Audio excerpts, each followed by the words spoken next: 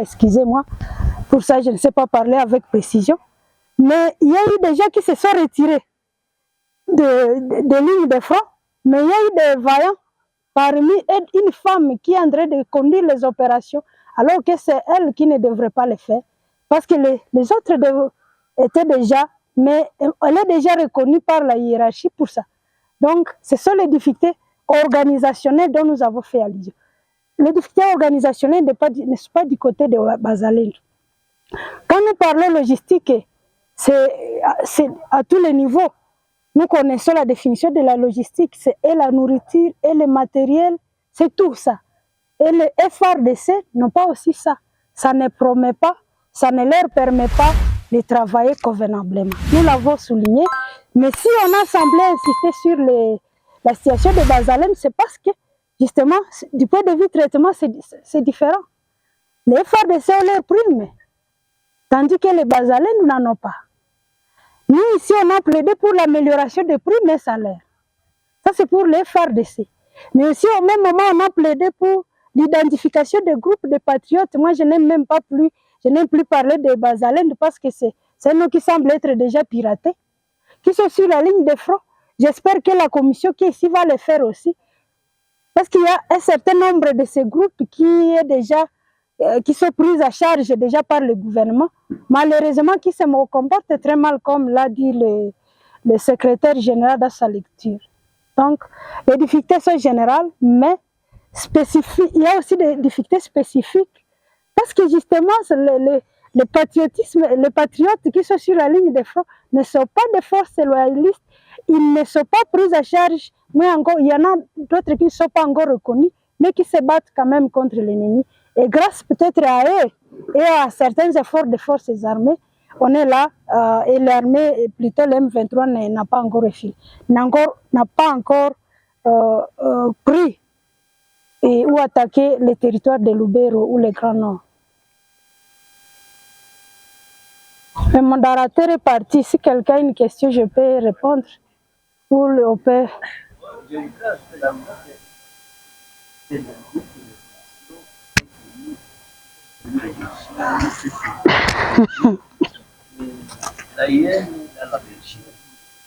Où est-ce qu'il faut résister?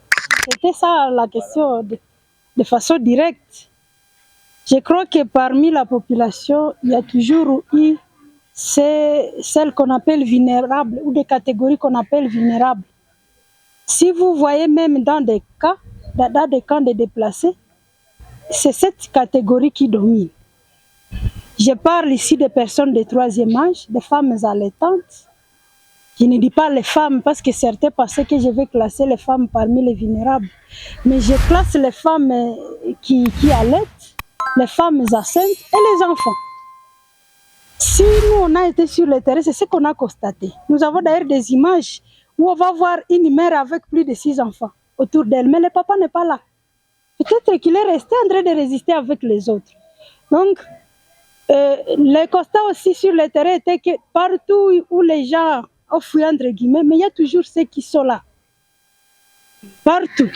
Même dans les forêts d'Embaou, là où nous avons été, il y a toujours quelques pygmées quand même qui sont là parce que ce sont des villages où les gens arrivent pour des travaux champêtres. Mais quand on constate, il y a quand même quelques vaillants qui sont là et quelques résistants. Donc, les gens devraient continuer. Les gens devraient continuer cette stratégie de résister. Je suis en train de penser même qu'au-delà de cette approche de ce que nous appelons patriotes ou Azalendo, comme certains aiment le dire, il faudrait que notre armée ou même la police puisse former la population sur les stratégies d'alerte, mais aussi de résistance. Parce que quand nous avons fait des enquêtes, nous avons constaté que les cas de ADF, ils ne viennent pas trop nombreux, que la population quand même. Ils peuvent être une trentaine, une quarantaine. Et donc, si la population qui résiste est formée aussi à stratégie de savoir si l'ennemi est identifié et signalé telle part, où est-ce qu'on peut l'attendre ou l'attaquer, par où on peut l'attaquer. ça peut aider. C'est donc manque de formation de base que les gens n'arrivent pas déjà à attaquer correctement l'ADF. Mais je crois que si nos services, et j'oriente cette question à la police, au gouvernement, donc le gouvernement d'orienter ça à la police, si les gens sont formés comme ça, dans notre région de Beni Butembo, on est des résistants naturels.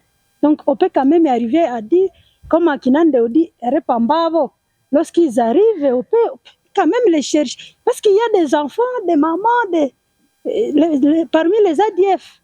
Il en est de même pour maintenant, s'il faut parler du côté de Kanyabayonga, là c'est la résistance qui nous sauve. Laissez-moi le dire clairement. Je crois que l'armée ne va pas me tenir guerre. Ce qui sauve cette partie, c'est la résistance de la population. Donc les gens n'ont pas fui Kanyabayonga. S'ils ont semblé fuir, ils sont partis s'organiser et ils sont sur je ne dis pas sur la ligne de front, ils sont en train de résister. Et c'est bon. Pourquoi les gens de là ont cette capacité-là, à ce degré-là élevé de résistance? Parce qu'ils ont souffert le premier, en premier. En fait, c'est cette région qui a accueilli les FDLR, ce que nous appelons, oui, les forces, voilà, les FDLR. Pas l'FDLR, voilà, merci. Les FDLR. Et donc, à force de souffrir, ils ont développé en eux cet esprit-là de résistance. Donc, c'est ce qui nous sauve. Ça demande juste une autre formation des bases de la population, surtout des côtés de Beni. Je suis claire. Pour ce qui est des élections sénatoriales, qu'est-ce qui s'est passé? C'est que justement les voix ont été achetées.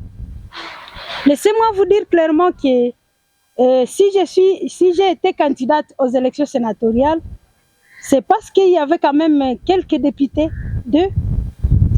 qui m'ont proposé et qui me promettaient aussi, avec aussi ma contribution, sensibiliser d'autres personnes. Nous l'avons fait. Et ces gens, je ne les tiens pas rigueur parce que j'ai atteint 7 députés provinciaux qui étaient déjà pour moi et qui ont résisté contre la corruption jusqu'à la veille des élections. Parce qu'on avait aussi nos stratégies et nos engagements, nos stratégies de sensibilisation. Mais qu'est-ce qui s'est passé à faire? Les gens qui ont l'argent, parce qu'avant la voix coûtait, le prix de la voix était 30 000 au départ. Mais ça a haussé, le prix a haussé jusqu'à 50. Et lorsque les propriétaires de l'argent, donc les acheteurs de des voix, ont constaté qu'ils n'ont pas gagné les esprits des députés, ils ont doublé ça. 2 des candidats sénateurs ont proposé 100 000 $. Tu vois, Amici, mon jeune frère, 100 000 pour juste aller voter. Et les gens ont été séduits. C'était la veille. Certains ont été servis la nuit et le matin, avant 10 heures, avant de partir. Certains ont même eu le courage de s'excuser. En tout cas, comprenez madame, que 100 000 vraiment. Voilà. Il y a eu aussi un autre qui donnait 80, 70 000, mais en tranche, par tranche. Lui aussi a raté les élections. Donc, ce sont les mieux offrants qui ont gagné les élections. C'était juste un marché. Ça a été un marché. On ne peut pas parler des élections, c'était un marché. Et on déplore cela, on doit condamner cela. Même si nous parlons de la somme, on doit quand même condamner ce comportement des députés. Mais s'il fallait parler du message, des campagnes, mais je serai la première. Je ne mens pas. Allez poser la question aux députés provinciaux. Ils sont là et d'autres vont arriver. Je serai la première sénatrice élue. Je serai la première sur les 4. Parce que même poser la question à vos confrères de Goma, tu étais là, je te prends pour témoin. Je serai la première élue. Parce qu'en dépit des attaques de mes frères de Butembo, malheureusement, certains qui venaient de manipuler leurs camarades, là quand je dis camarades, ce sont les gens de même parti, qui sont de Walika, les Ruchur, pour m'attaquer. Certains qui m'ont attaqué directement. Je me souviendrai toujours des jeunes frères courageux quand même, avec qui nous venons d'une même profession, mais qui a dit, madame, vous êtes en train de parler comme une opposante. Pourquoi vous dites que les gens sont en train d'être tués? Pourquoi vous dites que le pays va mal? Nous, on ne va pas vous voter parce qu'ici, nous sommes une majorité. Vous voyez? Et j'ai dit, cher jeune frère, tu oublies qu'autour de Goma, tu vas trouver des déplacés. D'ailleurs, à Goma, qui sont en train de souffrir. Je lui ai rappelé le massacre de Beni. Et les autres ont commencé à murmurer. Je lui ai rappelé que ses électeurs souffrent. Je lui ai rappelé même que le président qu'il suivait peut-être directement avec sentiment. Lui-même, il lui arrive de dénoncer le mal. Elle est témoin. Combien de fois, je lui ai rappelé combien de fois Tshisekedi a dit que quand Congo est Koufakala, et la politique est morte, elle n'existe pas. Combien de fois il est en train aussi de, à plus forte raison, moi qui ai le sang de militantisme, comment ne peux-je pas dénoncer? Donc vous comprenez que les gens sont des... Et j'ai compris pourquoi la population dit que les gens s'enivrent. Quelqu'un qui parle comme ça, on comprend qu'il est déjà ivre. Malheureusement du vide, parce qu'ils ne touchent pas ils n'ont pas de salaire jusque-là. Mais ils s'enivraient d'abord du pouvoir. Ça, c'est grave. Quand ils auront maintenant des avantages, ça sera pire.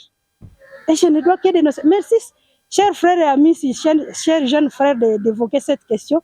C'est pour moi une opportunité de parler de cette situation et de crier ça et dire